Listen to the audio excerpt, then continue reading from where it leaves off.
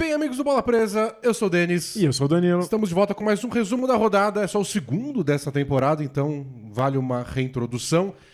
Todo dia que tem jogo de playoff, ou play-in, que acabou, Isso, acabou, então não tem mais play-in. a gente volta no dia seguinte pra falar como foi o jogo, fazer nossa análise, mostrar uns lances aí pra gente tentar entender até taticamente o que rolou em cada partida.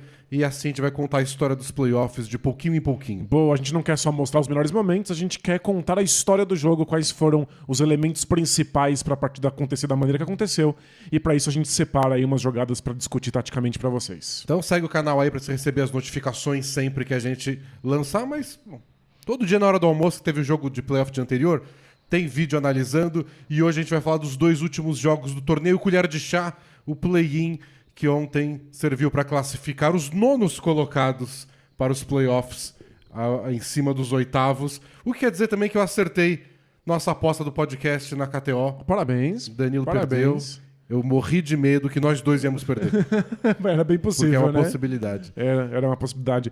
Mas acho que serviu, além de classificar os nonos colocados, o play-in serviu pra provar a sua existência. É verdade. Pra comprovar que ele cria jogos bons, que cria discussões legais. Tava todo mundo olhando pra esses times que, em geral, a gente não olharia se os playoffs fossem só playoffs tradicionais. Então o Hawks eliminou o Cavs em Cleveland, o New Orleans Pelicans eliminou o Los Angeles Clippers em Los Angeles. Os dois jogos foram muito disputados e a gente vai começar na ordem que os jogos aconteceram lá em Cleveland, na Conferência Leste, com a vitória do Hawks. E olha, não parecia que ia ser uma vitória do Hawks. Não parecia até o Trae Young finalmente pegar fogo e o Hawks ganhar o carimbo de time cascudo. É. O Hawks fez muito do que eles fizeram nos playoffs da temporada passada, que é jogar bem fora de casa, que é o Trae Young se alimentar do ódio da torcida alheia. É o Trae Young a fazer cesta difícil no terceiro quarto, em vez de voltar pra defender, olhar pra torcida, fazer cara feia. É impressionante como ele se alimenta disso e o Hawks melhora quando ele faz isso. E na temporada regular, o Hawks foi uma porcaria fora de casa. Não é que assim é uma identidade deles, mas nos playoffs, desde o ano passado, o Trae Young tá falando que é pra esses jogos que ele vive. Na temporada regular, no comecinho, quando o Hawks começou mal, eles falaram que estavam desmotivados meio mesmo. sem motivação, porque playoff que é legal. E bom, quase ficaram fora. É coisa de time campeão. Não de modo colocado. Time que bate na trave, que vai pra final da conferência, você fica meio desmotivado de jogar uma temporada regular. Eles foram pra final de conferência. Bom, então tudo bem, então tá permitido. Mas não, é que foi surpreendente que eles tivessem chegado tão longe e já desmotivaram, mas eles foram engrenando ao longo da temporada e tiveram aí uma das melhores partidas deles quando importou. Num quarto específico de um jogo importante.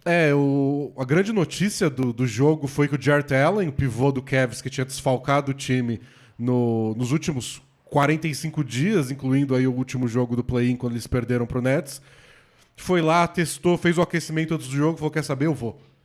E pareceu, ele jogou tão bem o primeiro tempo, que eu falei, ele podia ter jogado contra o Nets.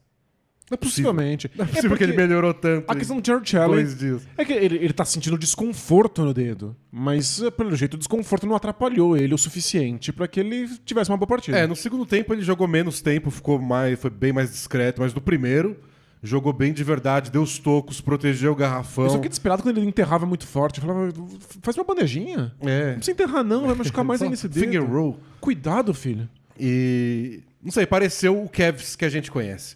Porque é um sistema tático, ofensivo e defensivo, mas mais defensivo, que depende muito de ter os dois grandalhões em quadra. Na verdade, os três, né?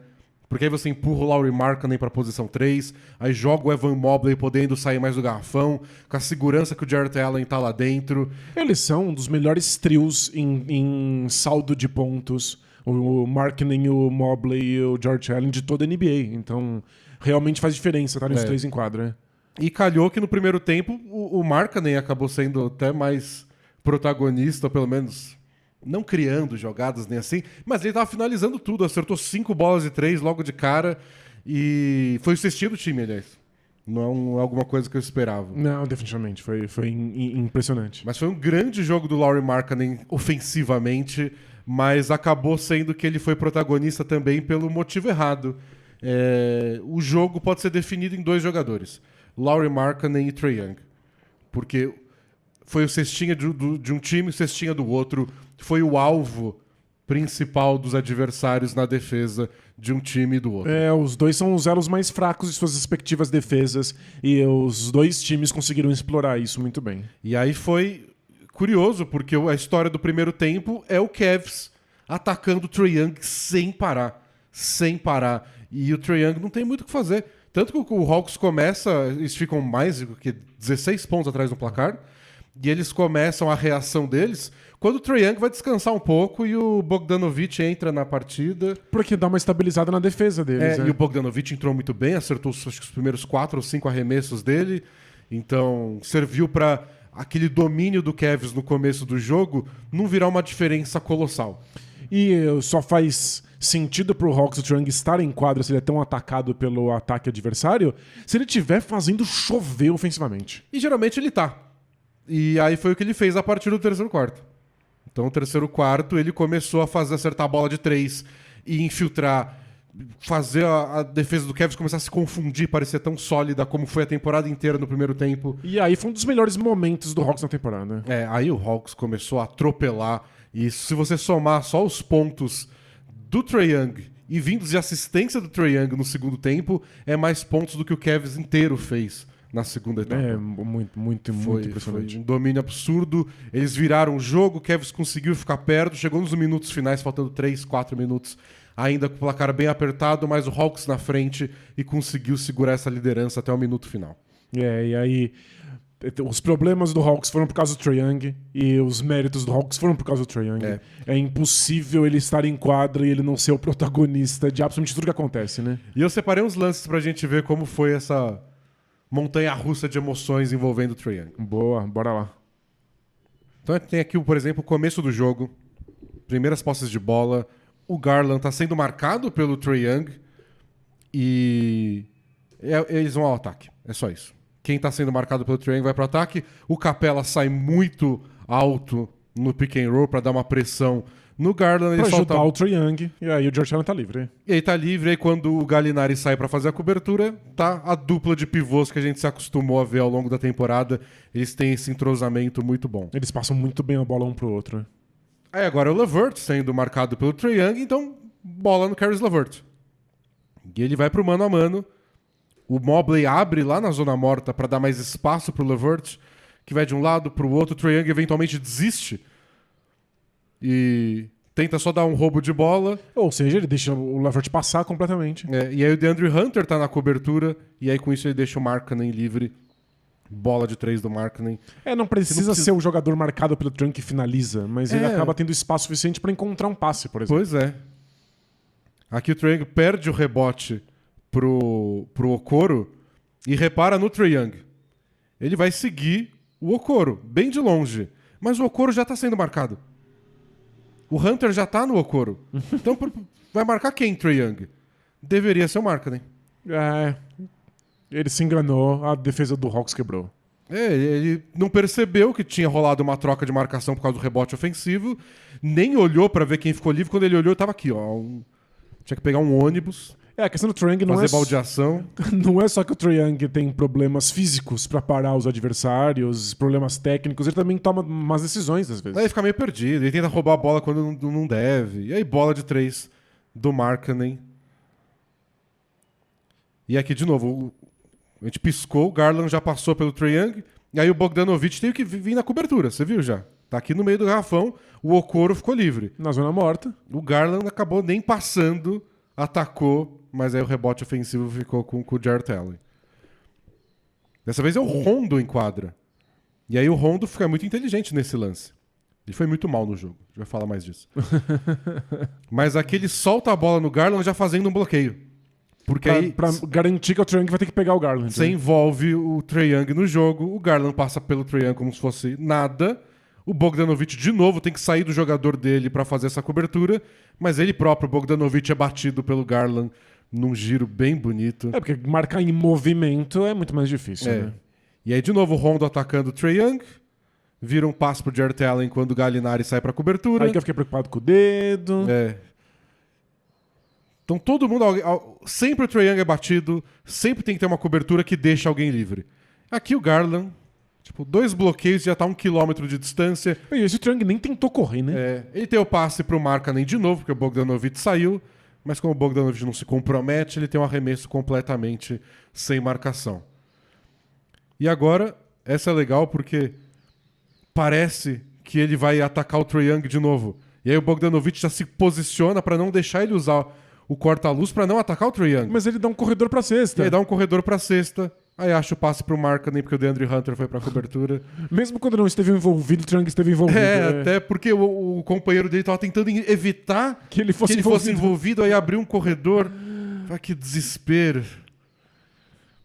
E assim o Cavs ia sempre constantemente gerando bons arremessos. E aqui para terminar, de novo atacou o Trae Young. Mais uma vez a cobertura do Bogdanovic.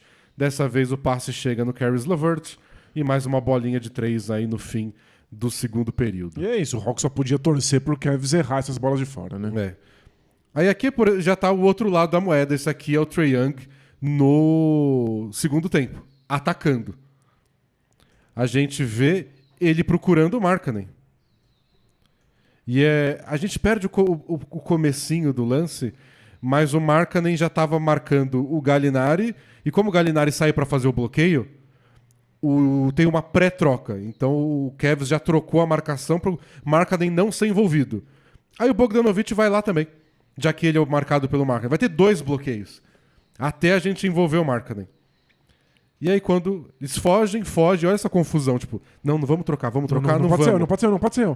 E aí chega livraço o Bogdanovic nessa confusão de, não, mas eu tô nesse, não, eu tô na cobertura. Muito bom, várias movimentações para forçar o Cavs a tomar decisões defensivas. E aqui, ó que legal, o Gallinari, reparem só no camisa 8 do Hawks, é o Gallinari, chamando o Okongwu. Tipo, vai lá, você que tá sendo marcado pelo Markkanen. É verdade. É verdade. Aí eu vou, pronto, forçou a troca de marcação. Aí o Trae Young pode ir lá e atacar o Markkanen. Mas foi muito fácil. Mais uma vez, já trocou muito fácil, né? O Cavs muitas vezes cedeu essa troca de marcação. E ele vai lá, volta, ele aponta, Bogdanovic abre. Não, tipo, sai daqui, né? Pra não dar chance do Caris LeVert ficar perto. Pra não ter uma dobra, né? E aí ele passa no Bogdanovic, recebe de volta. Olha o desespero do Jarrett Allen. Que falta 1 minuto. O jogo tá quase empatado. O Jarrett Allen fala, quer saber, eu vou dobrar. Não vou deixar o Markkanen sozinho aí. Porque senão o Trae Young vai eventualmente dar um arremesso de 3 pontos na cara dele. Só que aí o Trae Young vai pro outro lado. Contorna. E aí finaliza ainda em cima do Jarrett Allen, que não é fácil. E essa é a leitura de quadra que o Trae Young tem, que é tão espetacular, né? Entender qual é o lado da quadra que ele tem que ocupar. E aí tivemos outros lances aí no segundo tempo. Aqueles foram os mais decisivos pelo quarto período, mas esses mostram também como ele atacou bastante, mesmo quando não era o Markkanen, né? Tipo aqui, ele ataca o Jarrett Allen, quando o Jarrett Allen sobe e consegue a bandeja. E aí quando o Jarrett Allen não sobe tanto, ele recua. Recua e continua recuando. E dispara de 3 pontos. Ele pode recuar até São Bernardo do Campo. E lá no bairro Assunção. E aí, de novo, o Jarrett Allen dessa vez não subiu tanto. Tudo bem. Bola de 3. Isso aí é espaço pro Trae Young. E apontando pra torcida. Fez dancinha quando o Caris LeVert deu aquela bambeada. Aí foi só o show do Trae Young mesmo. Mais uma, dessa vez envolvendo o Markkanen. O Markkanen sai muito empolgado. Vou contestar. Um corte pro lado já era. E quando esse floater do Trae Young tá caindo, é de 30 pontos pra cima. Porque ele teve que arremessar antes do Markkanen chegar e antes do Mobley vir pro toco. Ele tem uma janela muito curta de tempo pra fazer esse floater. É porque o Cavs sempre tem alguém na cobertura, né? Ou o Mobley, ou o Jarrett Allen, ou os dois. Então muitas vezes a defesa do Cavs é tão boa. O floater é o caminho. Não é um arremesso de tão alta, o alto aproveitamento pra todo mundo, mas quando o Trae Young tá assim... É imparável mesmo. Mais uma com o Gallinari dessa vez. Finta. E de novo, ó. Fácil não é. Não, mas é sempre antes do Mobley chegar. Tipo, é uma vitória tática do Hawks envolver o Markkanen, mas essa parte final aqui é só talento bruto também. É só difícil, é só um jogador enfrentando o Evan Mobley, que é um excelente protetor de aro. E aí vocês devem se perguntar, mas o Trae Young não continua sendo atacado no segundo tempo? E a resposta é, mais ou menos, nem tanto. O que pra mim foi muito inexplicável. E aí eu fui lá depois do jogo e reassisti, obrigado site da NBA, os 34 arremessos que o Cavs deu no segundo tempo. Tiveram turnovers, então essas posses de bola eu não olhei. Olhei os arremessos. Perfeito, pra ver quantos foram dados em cima do Trae Young. Dos 34 arremessos, 3 são ações diretas de ataque ao Trae Young. Não são 3 posses de bola apenas. Algumas vezes a posse de bola começa no ataque ao Trae Young, Mas não termina com não arremesso. deu meio que em nada e vai o ataque. Mas 3 são. Então teve uma vez que o Garland passa reto pelo Trae Young, mas o Trae Young se recupera, dá um tapa na bola e manda pra lateral. Ok, se esforçou. Teve uma bola que o Caris LeVert passa pelo Trae Young, e aí na hora de infiltrar ele passa pra alguém, e depois ele se movimenta pra zona morta, o Trae Young nem se preocupa em acompanhar, a bola volta pro LeVert, livraço, ele erra o arremesso. E teve uma que o Rondo atacou o Trae Young, e aí o Bogdanovic foi pra ajuda desesperado, deixando o Okoro livre, e o Okoro errou o arremesso. Só. Então foram pouquíssimas oportunidades de realmente explorar o Trae Young. E muito disso foram nos vários minutos que o Rondo passou em quadra. Porque aí foi a chance dos sonhos do Trae Young. Eu posso me esconder. Eu vou marcar no Rondo. E a gente viu aquelas posses de bola no primeiro tempo que o Rondo atacou ele. E não fez de novo. Aquele handoff pro Garland fazendo um bloqueio, não vimos mais nada disso. Eles pararam de atacar o Trae Young. E o Okongwu entrou muito bem no lugar do Capela, que machucou o joelho no primeiro tempo, fazendo uma falta. E aí pronto, a defesa do Hawks estava estabilizada. Ou seja, no fim acabou faltando poder de fogo pro Cavs conseguir explorar o fato que o Trae Young existia. E é uma coisa que faltou pro Cavs a temporada inteira, né? Poder de fogo. E o Caris LeVert, muito irregular, não foi bem no segundo tempo. O Garland tentou carregar sozinho, o Mobley teve uns bons momentos. Com o Hawks acertando tudo no ataque, acabaram os contra-ataques, que também ajudou naquele primeiro quarto, especialmente. E com isso, o Hawks voltou pro jogo, botou um peso nas costas do Cavs gigantesco com a pressão de ter virado o placar. E o Cavs não conseguiu lidar da melhor maneira. E mesmo assim, ficou muito perto, mesmo no final do quarto período. A diferença estava lá em um ponto. Mostrou, né? Tava em um ponto, faltando um pouco mais de um minuto. Mas nas últimas posses de bola, só o Hawks conseguiu pontuar. Coisa que a gente nunca imaginava que ia falar em voz alta. O Cavs sentiu falta de ter o Ricky Rubio em quadra. Ajudaria muito. Porque ele estava numa fase pontuadora aí antes da lesão dele no Cavs. Teria sido o suficiente para expor um pouco mais o Trae Young no segundo tempo. Sem contar que ele é o mestre disso, né? A questão do Ricky Rubio, o bom dele é entender perfeitamente o que está rolando em quadra. E aí a parte de executar e especialmente pontuar era a dificuldade do Rubio. Mas não sei se ele deixaria passar essa oportunidade de atacar o Trae Young. Mas foi meio frustrante assim pro Cavs uma temporada tão boa acabar sem uma vaga para os playoffs. Porém, eles ficam com a escolha de draft deles. Foi o suficiente. A da troca do Caris LeVert, que eles mandaram uma escolha de draft pro Pacers, é protegida da posição 1 a 14. Como eles não foram pros playoffs, fica com o Cavs. Então eles têm a escolha de draft deles desse ano, a do ano que vem, com a mesma proteção, vai pro Pacers. Perfeito. Acho que o Pacers ficou puto ontem. Deve ter ficado revoltado. E outro ponto positivo é que o Hawks vai pros playoffs. E continua crescendo essa lenda do Hawks, time de playoff. Hawks que na hora decisiva responde o Playoff Trae, que é essa versão do Trae Young imparável, que parece só lutador de luta livre, porque fica fazendo show pra torcida. Fomos brindados aí com mais uma temporada, uma pós-temporada de Trae Young, e então eu tô feliz. E pra gente fazer a transição pro jogo do Pelicans, eu gostei muito de um comentário do Mike Prada, que sempre acompanha os jogos lá no Twitter, que ele falou que uma das vantagens do play-in, além da emoção, todos os jogos foram bons, foram emocionantes, todo mundo assistindo o mesmo jogo, né? Então tem sempre... Coloca protagonismo em times que estavam lá em 8º, 9º, geralmente não tem esse protagonismo, mas eles acabam... Como tem muitos times jovens no play-in, acaba sendo um teste de fogo. Você dá rodagem em jogo grande para esses times. Então o Cavs ganhou isso, mesmo perdendo os 2 jogos do play-in. Foi uma experiência para eles, Ano que vem eles voltam com essa bagagem. E o Pelicans ganhou essa bagagem ontem, porque eles começaram muito bem. Eles tomaram uma virada avassaladora e tiveram que ir lá tomar uma bronca do técnico e falar, gente, vamos lutar. Eles tiveram que fazer uma virada em cima da virada. E tiveram que respirar fundo e voltar a jogar bem. É uma E experiência de playoff mesmo, é uma né? experiência, assim, que todo time jovem precisa. A gente viu o Grizzlies que perdeu o play-in na bolha, ganhou o play-in ano passado E parece, e chegou nesse ano com a confiança transbordando. parece pronto pra playoff. né? Então acho que é uma coisa que a gente viu ontem com o Cavs. Com o Hawks eles já tinham experiência de playoff, mas de qualquer forma. E com o Pelicans, que a gente vai falar agora, que outra montanha-russa. Não, Outro foi- jogo com montanha-russa. Outra coisa absurda. Foi uma montanha-russa antes do jogo começar. Porque a gente descobriu que o Paul George testou positivo pra Covid, entrou nos protocolos de saúde e segurança da NBA e aí foi cortado, não podia jogar. Não podia jogar.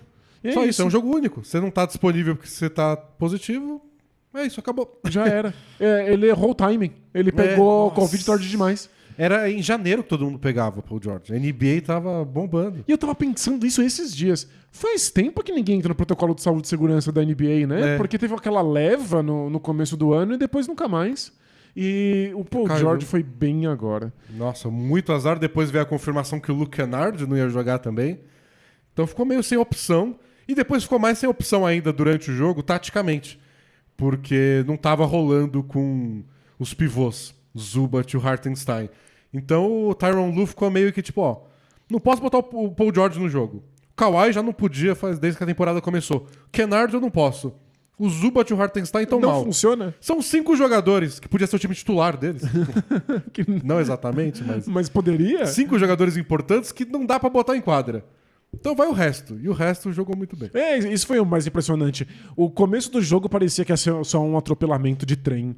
E o Pelicans muito superior, dominando completamente garrafão, rebote. Nossa, o começo do jogo parecia que o Brandon Ingram tava naquele jogo clássico do LeBron contra o Celtics, que tem o olhar da morte, que ele acerta todos os arremessos dele no primeiro tempo inteiro. Em cima de todo mundo. Parecia o Brandon Ingram. Foi só um desastre. E o Clippers poderia ter jogado a toalha ali. Mas o Tyronn Lue fez um ajuste decisivo que foi: não dá pra jogar com os pivôs? Então vamos de small ball. E o Clippers é o time da virada, é o time do amor. Ele Né? É o time que mais virou o placar de mais de 10 de diferença na temporada regular. E eles não só acreditam, mas tem um técnico capaz de fazer esses ajustes. E eu separei várias jogadas pra gente ver desse ajuste, como foi o Clippers jogando no small ball, como mudou completamente o jogo pra eles. E aí, quando o Pelicans falou, tá bom, a gente vai perder esse jogo por causa do small ball do Clippers, e aí eles toparam o próprio small ball, que é com o Larry Nance.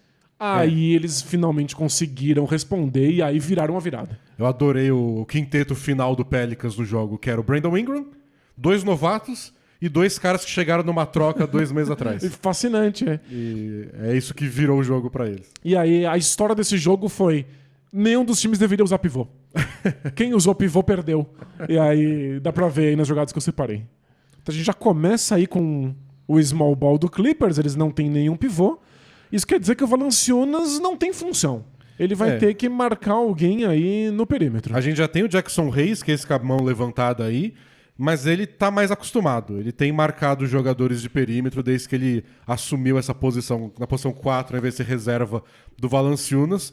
Não funciona sempre, mas ele tá mais acostumado. E o Valanciunas não, ele tá marcando, sei lá, o Marcus Morris, que tá aberto na zona morta. E aí o plano é bola no Marcus Morris e fim. É isso. É só cortar, drible seco, arremesso, bola na cesta. Essa é a ideia. E olha o placar, eles começaram o terceiro período perdendo por 10 pontos. Que já parecia meio que uma vitória, né? Nossa, Porque tava em 15, aí no fim do terceiro período caiu pra 10. E aí começou a avalanche. E eles começaram esse terceiro quarto já sem o Zubat, não tem mais pivô. Foi logo que veio do intervalo. E aí, coitado do Valanciunas, tentando voltar. E aí, ele finalmente volta, chega não no precisava garrafão. ter voltado, E porque tá todo mundo na linha dos 3. É uma bola de 3 pontos. Deu dó demais do Valanciunas nesse lance.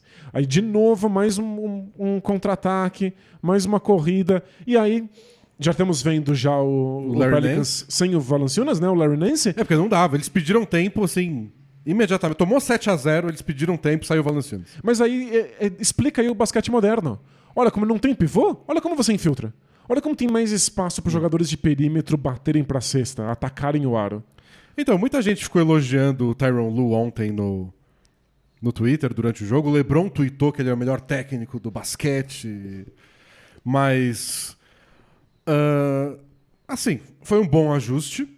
O Tyronn Lue é muito bom, mas esse ajuste em especial... É o ajuste mais batido do mundo, né? Batido pro Clippers. É verdade. Foi assim que eles ganharam do Jazz ano passado nos playoffs. Não é como se ele tirou um coelho da cartola. Não, eles já estão super acostumados com esse small ball. Tem muito espaço pra infiltrar se você tira o pivô do Clippers e, consequentemente, o pivô do time adversário. Porque senão você fica metendo bola de 3 no tempo inteiro. E a questão do próprio Jazz nos playoffs do ano passado era essa.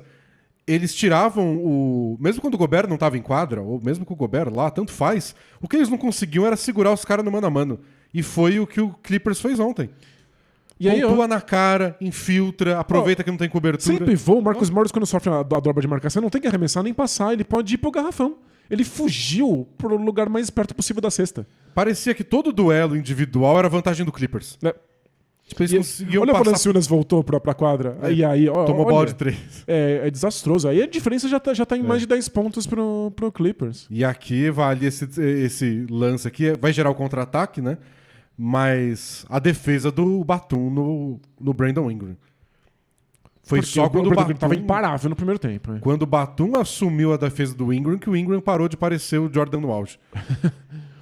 E aí, legal, também a cobertura do Red Jackson. Mas olha esse contra-ataque. E tadinho do Valanciunas. Que ele não tá no garrafão. Então era pra ter pivô pra poder parar de tomar bandeja. E não serviu nem pra isso. Tipo, o Valanciunas não tem o que fazer em quadra. É muito legal. O Clippers tira pivôs e aí parece que perdem a importância dos outros pivôs. E aí eu separei algumas jogadas do Pelicans no ataque pra gente ver o que o Clippers fez defensivamente também pra tentar atrapalhar o Ingram. E foram essas dobras, né? Aqui o Batum não tá marcando o Ingram, mas ele vai fazer a dobra. E olha, tipo, se vira. Isso aí, você simplesmente sai de quadra e volta pra casa, né? Tipo, sorte que o Brandon Ingram é grande... E tem os braços mais compridos do mundo? Pra ele conseguir enxergar que o Herb Jones estava lá livre. Aí pra fazer o passe é soma do talento e os braços gigantes. E ainda gerou a bolinha de 3 aí, que não entrou. Mas deu pra ver que não é o Ingram que vai arremessar essa bola. Né? E olha, aqui eu gosto também dessa jogada, porque mostra onde o Clippers está marcando. O Batum tá marcando o meio da quadra. Ele tá marcando o logo. O Terrence Mann tá marcando o CJ McCollum lá na intermediária. Tipo, é uma pressão quadra inteira. Eles passam, é tudo... muito sufocante. E olha como eles estão abrindo mão da zona morta oposta à bola pra ficar um jogador debaixo da cesta. E aí o Pelicans teve que começar a arremessar de 3. E eles passaram metade do jogo com uma bola de 3 feita, né? Isso. Uma. E aí no quarto período que eles começaram a acertar e foi o que salvou a pele deles. Então o Clippers foi premiado, né? O rebote ofensivo do Alvarado. O Valanciunas nem pra isso serviu. Olha que desespero. Pegou mais um. Tá lá. Mas aí você fez falta, ele errou vários lances livres. E aqui a gente já tá no quarto período. Aí é o momento em que o Pelicans abandonou completamente qualquer ideia de Valanciunas e tentou uma reviravolta. Aqui são os ajustes do Willie Green. Então 2 bloqueios muito altos. E olha como eles estão perdendo por 13 pontos nesse momento. E aí o McCollum acha o Covington, que ele preferiu atacar, e acho que era melhor mesmo pra ele do que o Terrence Mann, mais fácil de ganhar no drible. E mais espaço pra infiltrar, porque não tinha o Valanciunas lá. Olha, todos os jogadores abertos, o garrafão tá completamente vazio e de repente o Larry Nance consegue fazer isso. E ele chama o Larry Nance, ele aponta pro Larry Nance, tipo, faz o bloqueio lá pro Ingram.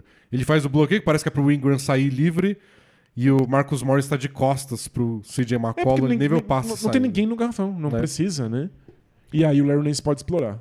Mas pra conseguir aproveitar o garrafão que não tem ninguém, você tem que chegar até lá. E a pressão do Clippers não tava deixando o Pelicans chegar lá na base do drible, da infiltração. E aí com esses bloqueios, conseguindo manipular melhor os matchups. Então agora é o Ingram sendo marcado pelo Red Jackson. E aí ficou mais difícil vir a dobra, e o Ingram arremessou mais rápido pra dobra não poder vir da linha de fundo. Foi meio que um respirar fundo do tipo...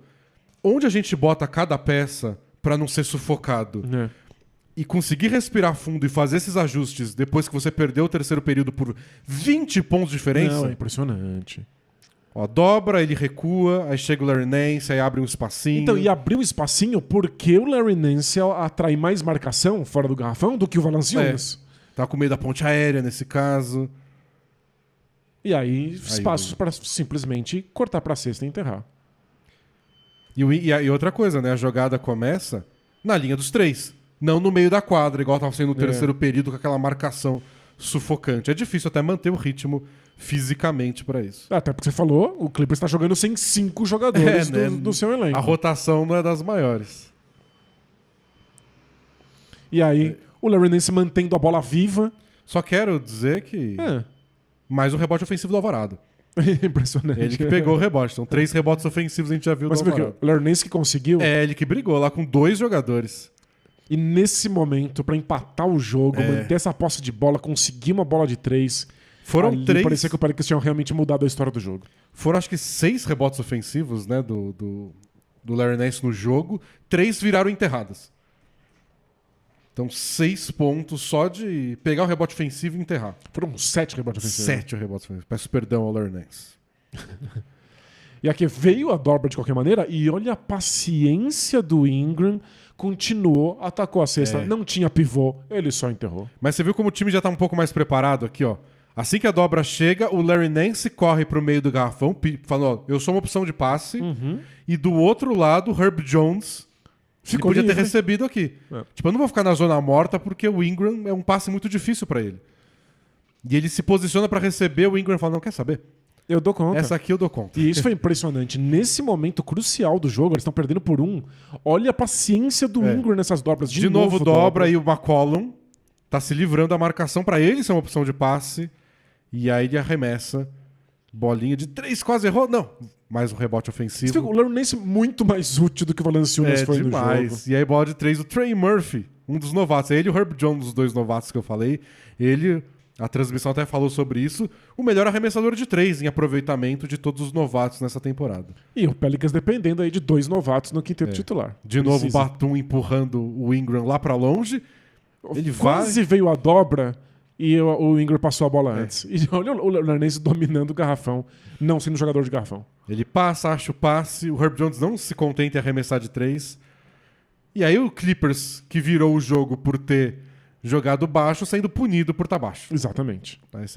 E essa é a versão baixa do Pelicans. Eles estão jogando baixo, mas com o Larry Nance, você é um baixo mais alto do que seu adversário.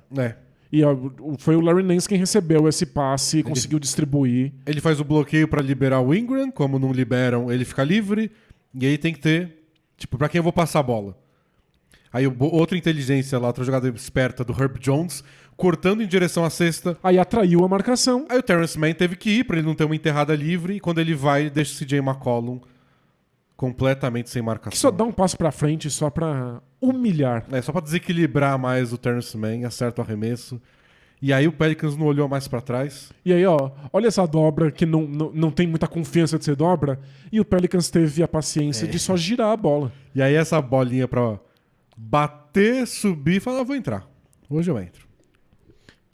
E aí já tinham aberto 7 pontos de vantagem. Isso. E aí eu separei umas jogadas pra gente ver pra onde foi o ataque do Clippers. Agora que eles não têm o Valanciunas pra atacar, eles atacaram o Larry Nance Jr., e você vê que não é a mesma coisa. O Red Jackson nem tentou ganhar no drible, né? O que ele normalmente faria contra um pivô. É o mano a mano. Ele tentou só bolas de 3. São sempre bolas de 3 contestadas. E várias no fim do relógio, né? Porque eles não conseguiram gerar vantagens antes. Nada contra o Valanciunas. Certamente sentaria numa mesa pra tomar uma xícara de chá com ele. Mas não dá pra ele estar em quadro nesse jogo. Ele foi muito importante no jogo passado contra o Spurs. E funcionou muito bem. Funcionou bem ao longo da temporada.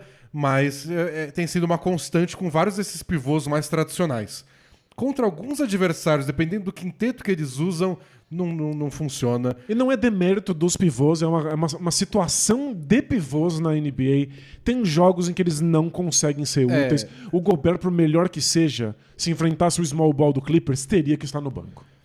Eu acho que o Gobert ainda se vira melhor. O Gobert é mais ágil do que o Mas Valanciunas. é que foi punido justamente por esse Clippers nesse small ball. Mas porque os companheiros do Gobert também não marcaram ninguém no mano a mano, né?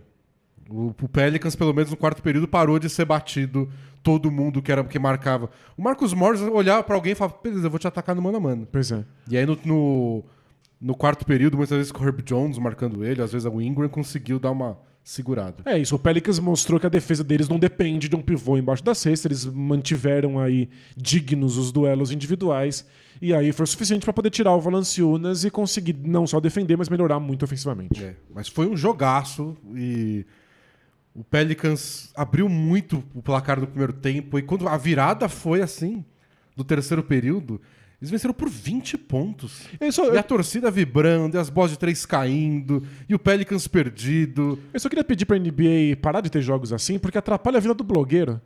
Porque eu comecei assistindo o jogo falando assim, ok, eu preciso contar a história de como o Pelicans venceu esse jogo. Como o Ingram marcou 60 pontos. De repente, não, eu falei, não, joga tudo fora. Eu preciso, na verdade, contar a história de como o Clippers virou esse jogo. Não. Eu preciso contar a história de como o Pelicans virou a virada do Clippers. Como eles se adaptaram à adaptação do Clippers. Não, aí não dá, é muito trabalho. Eu comecei o trabalho de novo muitas vezes. E o legal é que a gente gosta de playoff justamente porque você tem 7 jogos pra ir fazendo ajustes e responder ao que o adversário fez. Mas jogo único teve isso também. Um jogo só, você tem que responder depois de um quarto, você não pode ficar esperando dar certo. Não, quando o Zubat não entrou em quadra no terceiro período, eu falei, olha, é exatamente isso que a gente espera de uma série de playoff. Esse tipo de ajuste drástico, radical, e transformou a partida, que foi transformada depois no quarto período de novo. Não, foi um jogaço, play-in.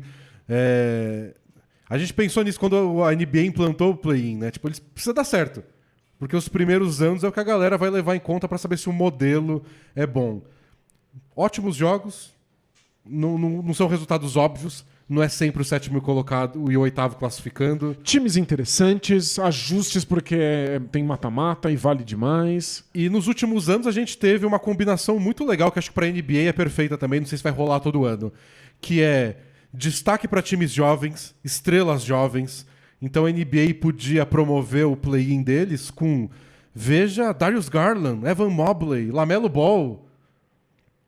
Bom, Brandon Ingram ainda, o Zion ele poderia estar aí. Toda a nova geração da NBA tá aí. É uma nova geração. Ainda não tá no auge, mas também não tá lá no fim da tabela, tipo os jogadores do Pistons. Então você está promovendo a nova geração da NBA que está vindo nessa crescente, foi o Ja Morant ano passado, e todo ano tá tendo estrelas consagradas também. Então já teve LeBron, já teve o Curry, já teve o Kevin Durant. Tipo, o play-in começou outro dia e LeBron, Durant, Curry, Lillard, todo mundo já jogou um play-in na vida. É verdade. O Paul George jogou, mas não os 2 jogos. Então a NBA tá tendo essa combinação de jogos emocionantes, resultados nada óbvios, promover suas grandes estrelas e as grandes estrelas consagradas jogando numa partida de ganha ou você tá fora. Aí... Não, o modelo perfeito. Não tinha como ter um aperitivo melhor do que vão ser os playoffs, que começam hoje. Então hoje teremos tarde já. Um dia inteiro de playoffs, são 4 partidas, o que quer dizer que amanhã nós temos de novo o resumo da rodada caprichado. Aqui. Então tenham jogos bons, porque vão ser 4 jogos. Se seu jogo for mais ou menos, a gente vai passar correndo por ele. E aí a gente foca nos jogos que forem mais interessantes. Então, contamos com a presença de vocês. Aperta o sino para ser informado assim que o vídeo entrar no ar lá pela hora do almoço amanhã. E a gente se vê em breve. Tchau, tchau! Tchau!